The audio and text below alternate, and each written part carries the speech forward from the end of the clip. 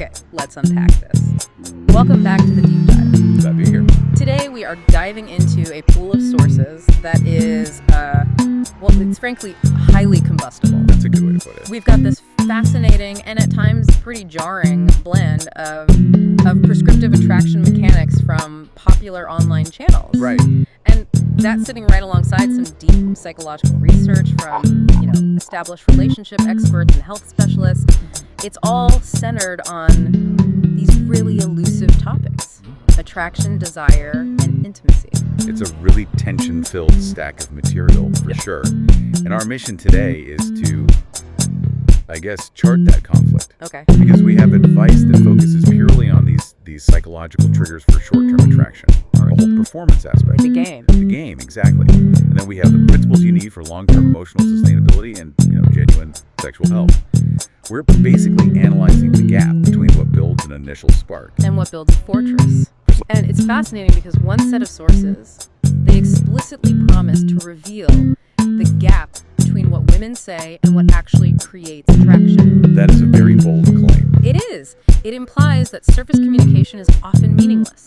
So we need to investigate the core mechanics those sources prescribe and see if they, stand up against the deeper psychological reality. Let's start with those hard mechanics then. They immediately focus on reversing the traditional pursuit dynamic. Reversing it? How so? The common theme in these attraction guides is the absolute centrality of non-neediness and strategic withholding.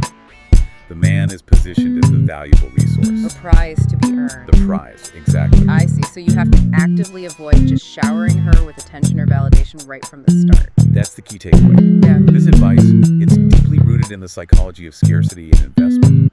The argument is that abundant approval has, no value. Okay. But scarce approval is rendered priceless.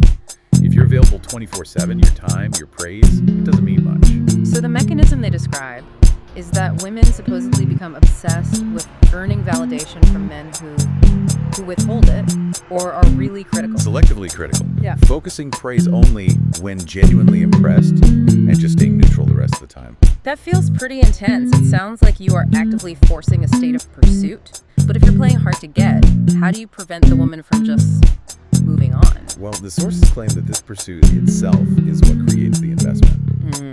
And that investment is the bedrock of attraction.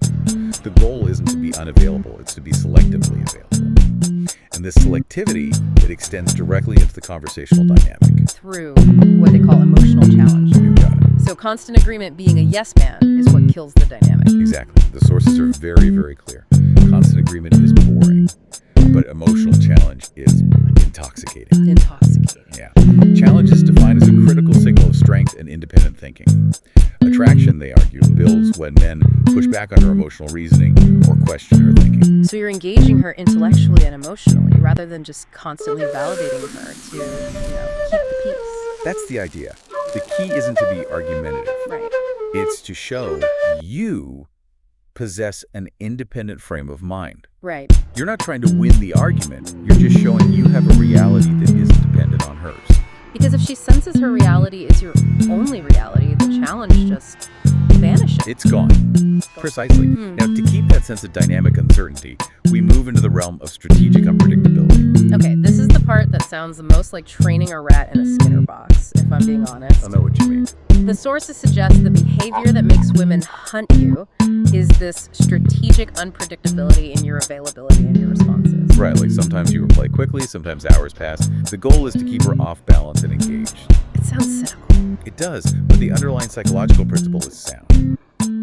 Unpredictable rewards are far more addictive than predictable ones. Yeah. If you know exactly when you'll get the reward or the attention, the value just plummets. But if she never knows when she'll get your focused attention, Then every time she does get it, it becomes amplified, more valuable. exactly, it maintains that pursuit phase indefinitely. So here's where this scarcity model carries a major cost, doesn't it? Absolutely. Because these sources, they frame this dynamic not just as a tactic for getting the date, but as a perpetual state for maintaining the entire relationship. That's right. They state that the psychological test never ends. Why? Because women are reportedly trapped in a game of biological hierarchy where the man's stagnation is her danger. Wow. That is the ultimate high-stakes claim. It suggests the man has to continue to climb or improve his status, or the attraction will just inevitably fade. So that perspective views the relationship not as a place for rest and safety, but as this ongoing existential optimization mechanism. It does. It implies the attraction only survives if the man is always just slightly out of reach or constantly improving. That is a heavy burden to carry long term. That is a harsh, high-stakes view of desire. I know. Let's move from these broader psychological triggers to the practical application of this decoding mindset. Right, the relationship cryptography. Yes, the sources spend a significant amount of time on this idea that women communicate their actual intent with plausible deniability. And what's fascinating here is the sheer level of detail in the decoding they provide for what seem like, totally innocuous statements. They call them invitations wrapped in protection. Right. The theory is that if the intent fails, she has a built-in excuse. It preserves her social safety, her emotional vulnerability. And the sources break this down into clear logistical signals. Let's start with the alone time cues. For example, a phrase like, I'm going to be home alone this weekend. Not small talk. No. It's characterized not as small talk about plans, but as a clear invitation signaling private access. And similarly, the question, do you live alone, is described as a pure check of logistics. You're checking for privacy remains. Yeah, for things to happen without interruption or awkwardness. These aren't just details. They are the logistical prerequisites for intimacy. They also note that these signals often come late in the evening. Asking about a man's plans at a late hour is explicitly signaling openness to and hoping for private continuation. Because, where else are you going to go at 11 p.m.? Exactly. Beyond logistics, they also define these comfort-seeking phrases as disguised invitations. So if a woman says, I'm cold or I'm tired, the sources argue these are not literal problems to be solved with a jacket or a trip home. They're described as requests for emotional closeness and comfort. a signal to draw me nearer, create warmth through your presence. That's the one. It sounds like a hyper-cynical interpretation of communication, suggesting every statement has this hidden agenda. It does. Yeah. But the most significant emotional signal they flag is what they call the vulnerability confession. Phrases like, I feel so safe with you. They're described as a sexual invitation disguised as intimacy, signaling a readiness for surrender. What's the logic there? The logic is that safety is the absolute prerequisite for letting one's guard down completely, which is what's required for sexual vulnerability. And according to these sources, the body offers even less plausible deniability than the words. We have several very specific physical cues detailed that reportedly bypass conscious control. Yes. Let's start with breathing, because that sounds really difficult to fake. Indeed. The sources describe rapid, shallow breathing or an audible, shakily exhale when pulling away from an embrace. And that's a clear sign the body is already in arousal mode. Right, it's an automatic nervous system reflex. It can't be easily overridden by the conscious mind. It's an involuntary physiological response. And then the hips betray the ultimate intent during a hug. I love the specificity here. This is very specific. If she presses her hips and pelvis directly against your body with no gap, no angle, full alignment, that is described as physical proof of sexual intent. And that observation is all about contact pressure and posture. It signals the removal of that protective spatial distance you maintain in a platonic interaction. And the final physical cue is self-touch. Constantly playing with her hair, touching her face or neck, adjusting clothes. That indicates nervous attraction. It's the unconscious energy of attraction, drawing attention back to the feminine features. Okay, so we've covered the mechanics of scarcity and the signals of hidden desire. That first half was a deep dive into scarcity and performance. Right. Now we pivot to the experts and researchers who argue that this exact strategy actually kills long-term desire. We're shifting from the psychology of game playing to the biology of long-term bonding. And they argue that attraction is the spark, not the structure. Right, which raises a critical philosophical and practical question. If short-term attraction is built on uncertainty, scarcity, and challenge, how do you maintain desire in a secure long-term relationship where those factors, ideally, disappear? Good question. The experts focused on deeper connection argue that true, enduring desire requires balancing the fundamental need for both security and freedom. So long-term desire isn't kept alive by trying to maintain psychological distance or just focusing purely on novelty in the bedroom. No. What keeps desire alive, according to this research, is the aliveness of the relationship itself. Okay. The shared embrace of vulnerability, new experiences, novelty outside of the sex act. The foundational equation here is that safety plus variety equals desire. You need the safety of commitment, but also the variety of an independent and exciting partner. That's it.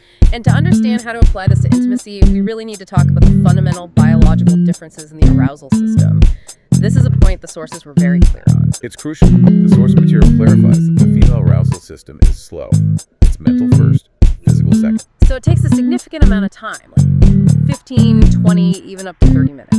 Right, to shift out of the busy, planning, often stressed mind and into the receptive, calm body, and for engorgement to occur. This is a fundamental distinction from the typical male quick arousal, which can happen in, 1 to 2 minutes? Exactly. And if you treat the two as synchronized, you pretty much guarantee dissatisfaction. That timing difference is the whole ballgame. Interestingly, the sources highlight that older men, specifically, possess qualities that trigger a different neurochemistry in women, making the intimate experience better and deeper. Yes, and the advantage isn't primarily physical endurance. It's the intangible qualities. Such as? Older men often possess deeper emotional independence, decisive leadership, stability, wisdom developed over decades. These qualities trigger a neurochemical state in women that makes everything feel better. Relaxed, safe, and excited. Which leads to deeper arousal and stronger orgasms. It's the mature masculine presence changing her brain chemistry, providing the safety needed for complete physical surrender. Okay, so given this understanding of slower female arousal, the practical advice is undeniable. Foreplay is the main event. That's the big one. The recommendation is to make it last 30 to 45 minutes, ensuring she is begging for penetration before it happens. And the sources suggest that if she isn't actively seeking it, you just haven't built enough arousal time. It's that simple. And then we get into specific precision mechanics for maximizing pleasure based on this slower, more rhythmic neurological need. One technique described is the pulse trick. Yes. This technique involves using slow, rhythmic pulsing during finger penetrative sex, specifically in a 1 or 2 inch range. And avoiding fast, frantic thrusting. Right. I see. That makes sense if you're trying to synchronize nervous systems rather than achieve a quick endpoint. The goal is to build craving by offering consistent internal and external stimulation. Which leads to a much deeper level of physiological response. Absolutely. So finally, let's wrap up by talking about sexual health, which the long-term experts emphasize is often overlooked in favor of these quick fixes. The sources advise men to focus less on anxieties about penis size. They note that size rarely comes up as an actual problem in satisfying sexual relationships. So the fixation on size is mostly a distraction from the real, addressable issues. That's the consensus. The real issues affecting sex lives are addressable things like communication problems, mismatched libidos, stress, and physiological conditions like erectile dysfunction or premature ejaculation, ED or PE. Exactly.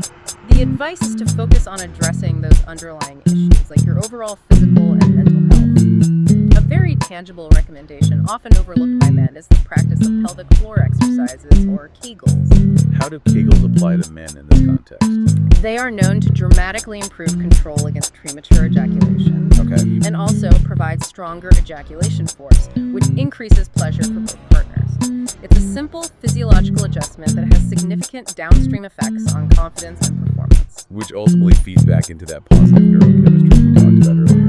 Exactly. So what does this all mean when we wrap up these contrasting sources? We started with the intense mechanics of scarcity. And we ended with the deep need for safety and physiological timing. It means attraction relies heavily on those initial psychological triggers like scarcity, challenge, and decoding subtle signals. But true, long-term intimacy requires a complete shift. A complete shift to intentional emotional investment, focusing on security, freedom, variety, and grounded presence. Trying to operate a marriage like an initial seduction phase is, well, it's fundamentally impossible to maintain and ultimately destructive. And that ties right into the ethical use of this knowledge. The ultimate goal, as the experts note, is to become more grounded and attractive through real development, not performance. Right. Authenticity is necessary because if the development isn't real, nothing meaningful to survive can be built on top of that initial spark or those performance tactics. We've discussed that men often seek emotional closeness as a result of physical intimacy, seeing the sexual connection as something that opens them up and creates trust. And conversely, women typically seek physical intimacy as a result of emotional closeness, needing to feel connected and safe before desiring the physical act. So what stands out to you about this fundamental difference in how desire builds, and how does that affect the pace you set in your own intimate connections?